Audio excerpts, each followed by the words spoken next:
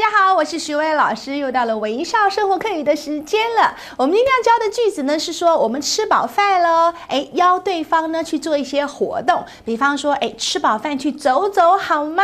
这句话怎么说呢？来，嘴巴借学老师，食饱饭去行行啊，好冇？食饱饭就是吃饱饭，再来一次，食饱饭，对了，很好。去就是 he， 行行啊，行行啊，走一走。吃饱饭 he 行行啊，好冇？或者我们说吃饱饭去看电影，吃饱饭 he 看天阳，好冇？看天阳，看天阳，看电影。吃饱饭 he 看天阳，好冇？再来，吃饱饭去买串冰来吃。食飽飯去買雪餅來食，好冇？食飽飯去買就是去買雪餅，雪餅就是串冰啦，雪餅來食，好冇？去買串冰來吃好嗎？以上問句呢都說好啊，走啊，客家話叫做好啊，來去呀。來，再來一次哦，好啊，來去呀。對了，很好。接下來呢，音課喜相逢，許巍老師要介紹客家話怎麼說癩蛤蟆想吃天鵝肉呢？很可愛的說法呢，叫做戇叫想愛食豬肝骨。戇叫就是傻傻的狗狗，戇叫想愛食，想要吃豬肝骨。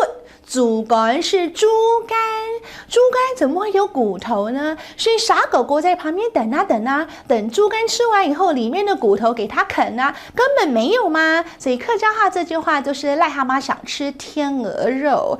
說到癩蛤蟆，英文叫做 toad， T-O-A-D toad， 就是蟾蜍啊，醜醜的青蛙，那個就是癩蛤蟆。那英文有個字很殘忍，叫做 toad eater， 也就是說啊，人家給你吃這種惡心的蟾蜍癩蛤蟆，你也給它吞下去，你逢迎慘淚拍馬屁到這個地步了，那種惡心的人啊，就叫做 toad eater，toad eater， 吃癩蛤蟆的人。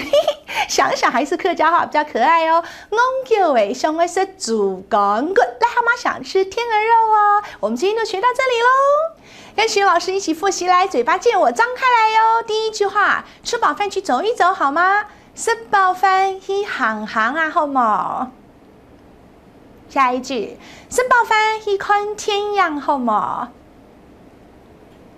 再來喲，食飽飯去買雪餅來食，好冇？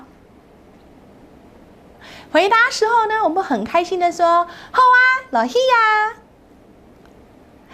還有一句話哦，癩蛤蟆想吃天鵝肉怎麼說？戇叫想愛食豬肝骨。